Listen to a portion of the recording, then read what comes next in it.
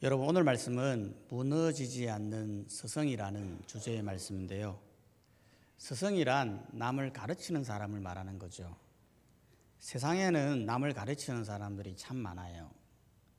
좁게는 가정에서 부모들이 스승이 될 수도 있고, 학교에는 학교 선생님, 또 직장에 들어가면 상사나 동료가 스승이 될 수도 있는 거예요.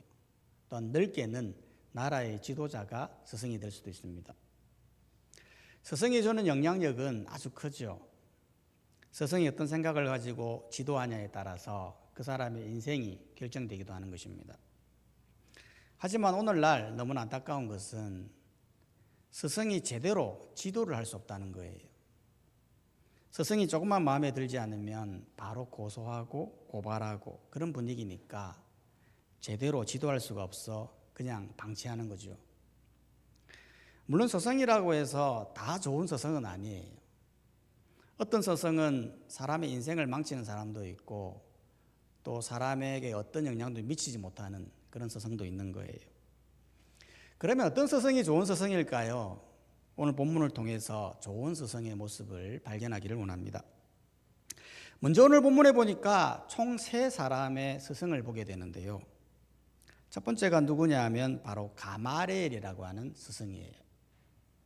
가마리엘은 어떤 사람이냐? 34절에 보면, 사도행전 5장 34절에 보면 바리새인 가마리엘은 율법 교사로 모든 백성에게 존경을 받는 자라. 공회 중에 일어나 명하여 사도들을 잠깐 밖에 나가게 하고. 즉 가마리엘은 바리새인이면서 율법 교사라는 거예요. 바리새인은 당시 사회적으로 종교적으로 굉장히 중요한 역할을 했거든요. 특히 율법을 굉장히 중시 여겨서 율법 그대로 살아가려고 노력했던 사람들이죠. 그런데 가마리엘이 율법 교사라고 하는 것은 율법을 가르치는 사람이었다는 겁니다. 율법을 왜 가르쳐야 되냐 하면 율법이 너무 많았거든요. 실제로 당시 하나님은 모세오경이라고 하는 율법만 주셨는데 그거를 더 잘 지켜내려고 613가지의 율법을 만들고 조상들의 유전을 집대성하여 4200개의 조항을 만들며 탈무드에서는 수만 가지의 세비 규정을 정해서 사람들에게 지켜라고 했던 거예요. 그렇기 때문에 율법이 너무 많다 보니까 이거를 따로 연구해서 가르치는 사람이 있었는데 그 사람이 바로 율법교사, 교법사라고 불렀던 겁니다. 즉 가마리엘은 율법을 가르치는, 율법에 정통할 뿐만 아니라 박식하고 학문의 깊이도 있어서 나중에 가마리엘 문화가 생겨날 정도로 탁월했던 사람이었던 겁니다. 가마리엘은 학문적으로도 탁월했지만 특히 그의 지혜가 놀라웠어요. 실제로 오늘 본문 34절을 다시 한번 봐보면 모든 백성에게 존경을 받는 자다 그렇게 나오고 있지 않습니까? 사람이 존경을 받을 수는 있어도 모든 백성에게 존경을 받기는 쉬운 게 아니에요. 그런데 모든 백성에게 존경을 받았다고 하는 것은 그가 지혜가 얼마나 탁월했는가를 보여주는 거예요. 실제로 오늘 일어났던 이 사건도 한번 봐보면요. 지금 사람들이 사도들에 대해 굉장히 분노하고 있는 상황이거든요. 실제로 33절에 보면 사도행전 5장 33절에 보면 그들이 듣고 크게 노하여 사도들을 없이하고자 할세. 지금 사람들은 사도들에 대해 굉장히 분노하고 있는데 왜냐하면 제자들을 잡아다가 공회에다 세우고 예수의 이름으로 가르치지 말라고 했는데 왜 했느냐라고 했더니 베드로가 너무 당당하게 말하는 거예요. 예수는 하나님이시다 라면서 전혀 두려워하지 않으면서 오히려 복음을 전하는 거예요. 그러니까 너무 화가 나서 사도들을 없애자, 즉 죽여버리자 그렇게 이야기까지 나왔던 거예요. 그러니까 가마리엘이 이걸 어떻게 했느냐 하면 일단 이 군중의 흥분을 가라앉히기 위해서 사도들을 밖으로 내보내요. 35절이 말하죠. 사도행전 5장 35절에 보면 말하되 이스라엘 사람들아 너희가 이 사람들에 대하여 어떻게 하려는지 조심하라. 즉 이 사항에 대해 충동적으로 반응하지 말라는 거예요. 이 사람들에 대해 어떻게 할지를 조심하자, 한번 생각해보라, 그런 의미죠. 실제로 앞서 충동적으로 했다가 나쁜 선례가 있다는 거예요. 그게 바로 36절에 나타난 드다의 사건, 또 37절에 나타난 유다의 사건이거든요. 즉 이들도 충동적으로 군중을 동원해서 폭동을 일으켰지만 결국에는 다 흩어지지 않았느냐 라면서 38절에서 말하는 거예요. 사도행전 5장 38절 39절에 보면 이제 내가 너희에게 말하노니 이 사람들을 상관하지 말고 버려두라. 이 사상과 이 소용이 사람에게로부터 났으면 무너질 것이요 만일 하나님께로부터 났으면 너희가 그들을 무너뜨릴 수 없겠고 도리어 하나님을 대적하는 자가 될까 하노라 하니. 즉 이들의 소행이 사람에게 났으면 이들이 무너지고 하나님께서 났으면 너희가 무너질 수 있다 라면서 아주 지혜롭게 이거를 중재했다는 거예요. 실제로 이 말을 하니까요 40절에 사람들이 반응하는 거예요. 그들이 옳게 여겨 사도들을 불러들여 채찍질하며 예수의 이름으로 말하는 것을 금하고 놓으니. 즉 이 중재안을 아주 옳게 얘기했다는 거예요. 그리고는 제자를 놓아줬던 거죠. 여러분 만약 가마리엘이 이 흥분해 있는 상태, 이 군중의 상태를 그냥 내버려 뒀으면 바로 사도들은 죽고 하나님의 사역은 막히는 거거든요. 그런데 굉장히 지혜롭게 말하는 거예요. 차분하게 논리적으로 말을 하면서 사람들의 생각을 바꾸어 옳은 판단으로 이어지게 했다는 거예요.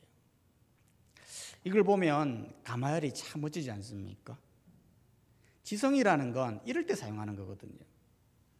모두가 다 흥분의 상태에 있을 때, 광기에 있을 때 그 흥분에 휩싸이지 않고 상황 판단을 정확하게 하면서 사람들의 생각을 논리적으로 풀어가며 모든 사람들의 생각을 옳은 결정으로 나가게 하는 사람, 굉장히 지혜로운 중재안이라는 거예요. 오늘날 시대에 이런 사람들이 많이 필요하거든요. 교회에서도 가정에서도 직장에서도 누군가가 감정적으로 폭발하여 흥분 상태에 도달했을 때 같이 폭발하지 말고 차분히 사태를 지켜보면서 지혜롭게 행동할 수 있는 그런 서성이 필요하다는 거예요. 오늘날 서성들을 보면 너무 충동적이지 않습니까? 대중의 흥분과 강기에 휩쓸려 가서 이건 아닌데 라면서도 어쩔 수 없이 딸려가는 그런 서성이 많다는 거예요. 좋은 서성이라는 건 대중의 흥분과 강기에 휩쓸리기보다 뭐가 옳은지를 알아. 그게 옳은 것이라면 내가 손해본다 할지라도 목숨 걸고 달려가는 사람, 이런 사람이 좋은 서성이라는 겁니다. 가마리엘은 지식보다 지혜로, 말보다 절제로, 권위보다 믿음으로 사람들을 가르치는 사람이었다는 겁니다. 이걸 통해서 우리에게 주는 교훈이 무엇일까요? 이걸 통해서 우리에게 주는 교훈은 하나님은 믿는 사람으로만 일하는 게 아니라는 겁니다. 여러분 실제로 이 가마리엘은요 바리새인이지 않습니까? 바리새인이라는 말은 그가 예수님을 모르는 사람이었다는 거예요. 오히려 예수님을 반대하는 사람이었다는 거예요. 그럼에도 불구하고 하나님은 그를 통해 하나님의 사역을 이어가더라는 거예요. 즉 사도들이 대중의 강기에 죽을 수도 있는 상황에서 하나님은 가마리엘을 들어서 그 모든 광기를 잠재우고 그들을 살려 복음 사역을 이어가게 하더라는 겁니다. 세상의 역사가 다 그런 거예요. 우리는 하나님의 역사가 교회와 믿는 사람들로부터 이루어져 간다라고 착각을 하는데요. 절대 그렇지 않아요. 하나님은 때로는 세상의 지도자를 통해, 때로는 하나님을 믿지 않는 불신자를 통해서라도 하나님의 역사를 이어간다라는 거예요. 실제로 2022년도에 작고하신 이어른 교수를 한번 봐보세요. 이어른 교수는 한국에서 초대 문화부 장관을 지내었던 최고 지성가, 한국 문학의 최고 거장이거든요. 그런데 24살 때 우상의 파괴라는 책을 지어 파란을 일으켰는데 그에 따른 수식어가 많아요. 언어의 연금술사, 창의적 휴머니스트, 파격적인 문화평론가. 엄청난 수식어가 따랐는데 그런데 2007년도에 엄청난 파란을 또 한 번 일으켰어요. 그게 뭐였냐면 그가 기독교로 회심한 거예요. 여러분, 원래 이분은요, 무신론자예요. 오히려 유신론자들, 하나님 믿는 사람들을 공격하는 사람이기도 했어요. 그런데 이 사람이 왜 갑자기 회심하게 되었느냐? 그 이유는 다른 게 아니라 갑자기 딸이 아프기 시작한 거예요. 하와이에 간 딸이 눈이 안 보이기 시작하더니 시력을 완전히 잃게 된 거예요. 그래서 의사가 판단하기를 앞으로는 볼 수 없을 겁니다라고 하는 사망 선고까지 내렸던 거예요. 그러니까 이어른 교수가 믿는 사람들을 핍박하던 사람이 미국 하와이에 있는 작은 교회에 나아가 기도했다는 거예요. 처음으로 눈물로 하나님께 기도했다는 거예요. 하나님, 나의 사랑하는 딸 미나에게서 빛을 거두지 않는다면 남은 삶을 주님의 종으로 살겠습니다 라고 기도를 했는데, 놀랍게도 딸의 시력이 돌아온 거예요. 기적적으로 나아버린 거예요. 다시 보게 된 거죠. 그러니까 이 여름 교수가 하나님을 진심으로 믿게 되었고, 그 이후의 삶을 보면 복음주의적 삶으로 살아갔던 거예요. 이걸 보면 하나님의 사역이라는 게 정말 놀랍지 않습니까? 하나님은 믿는 사람으로만 역사하는 게 아니에요. 믿지 않는 사람, 하나님을 공격하는 사람, 오히려 불신자를 미워하는 사람을 통해서라도 하나님의 때가 되면 그를 사용하셔서 하나님의 이름을 드러낸다는 거예요. 그렇기 때문에 우리가 해야 할 일은 하나님을 믿지 않는 자들도 하나님의 사역을 이뤄갈 수 있다는 것을 알고, 가마리엘처럼 감정이 아닌 지혜로, 권위보다는 사랑으로, 판단보다는 기다림으로 사람을 세워가는 그런 좋은 스승이 되어야 한다는 것입니다. 성경 퀴즈를 한다면 가마리에 대해서 설명할 때 아닌 것은 1번 바리새인, 2번 사두개인, 3번 율법교사, 4번 모든 백성에게 존경을 받는 사람. 정답은 2번이겠죠. 두 번째로 오늘 본문에 나타난 또 다른 스승은 누구냐면 바로 드다와 유다라는 스승이에요. 드다는 누구냐? 36절에 보니까요, 이전에 드다가 일어나 스스로 선전하며 사람이 약 400명이나 따르더니. 드다는 고대 역사가 오세푸스에 보면요, 드다의 당시 직업은 마술사였다고 해요. 여러분, 마술사는 화려한 손놀림과 눈속임으로 사람을 속이는 사람이지 않습니까? 실제로 그는 사람들 앞에서 화려한 마술을 보여주면서 내가 요단강을 가르겠다 라며 기적을 흉내냈던 사람이에요. 그러다 보니 사람들은 그의 화려한 언변과 그 마술에 현혹되어서 무려 400명이나 그를 따랐던 거예요. 그런데 그를 따르게 했던 기술이 뭐였느냐? 36절을 다시 한번 봐보면 스스로 선전했다라는 거예요. 스스로 선전했다는 것은 내가 이렇게 대단한 사람이야 라고 하는 화려한 연변과 마술로 사람들의 마음을 미혹했다는 거죠. 여러분, 이런 서성은요, 결코 좋은 서성이 아니에요. 왜냐하면 자기를 선전한 그 목적이 뭐예요? 결국에는 사람들을 모아다가 반란을 일으키는 거였거든요. 그 반란이 어떤 반란인지는 구체적으로는 기록되지 않지만 뭔가 그를 통해서 이루고자 했던 거예요. 하지만 마술은 사실은 사람의 눈속임이잖아요. 기적이 아니잖아요. 그거 오래 못 가잖아요. 그러니 반란을 일으키려 했다가 결국에는 사람들이 다 흩어진 거예요. 다 망하게 된 거예요. 37절에 보면 유다도 마찬가지였어요. 사도행전 5장 37절에 보면 유다는 어떤 사람이냐? 그 후 호적할 때에 갈릴리 유다가 일어나 백성을 깨어 따르게 하다가 그도 망한 적 따르던 모든 사람들이 흩어졌느니라. 여기에서 호적할 때라는 말은 호구조사할 때라는 말이에요. 사람들이 호구조사할 때 굉장히 분노했어요. 왜냐하면 호구조사하면서 세금을 많이 내도록 했거든요. 그렇기 때문에 유다라는 사람은 사람들을 깬 거예요. 사람들의 마음을 꼬신 거예요. 그리고 뭐 했습니까? 정치적 변형을 꿈꾼 거죠. 로마로부터 한번 해방해보자 라고 해서 사람들의 마음을 깨워서 했지만 결국 그도 어떻게 되었습니까? 다 흩어지게 된 거예요. 결국 그것 또한도 무너지더라는 거예요. 그렇기 때문에 서성이라고 해서 다 같은 스승이 아니에요. 스승을 따를 때에는 이 사람의 동기를 먼저 봐야 한다는 거예요.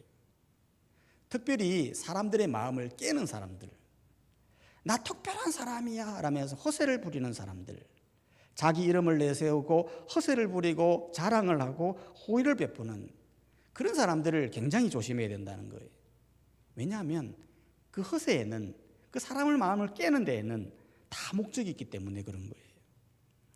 교회도 마찬가지지 않습니까? 어떤 사람이 교회를 갔는데 자꾸 특정한 사람의 이름을 이야기하더라는 거예요. 우리 교회 목사님은 참된 목자야 하면서 그분의 이름을 계속해서 이야기하는 거예요. 여러분, 그런 사람들은 어김없지 않습니까? 다 이단이에요.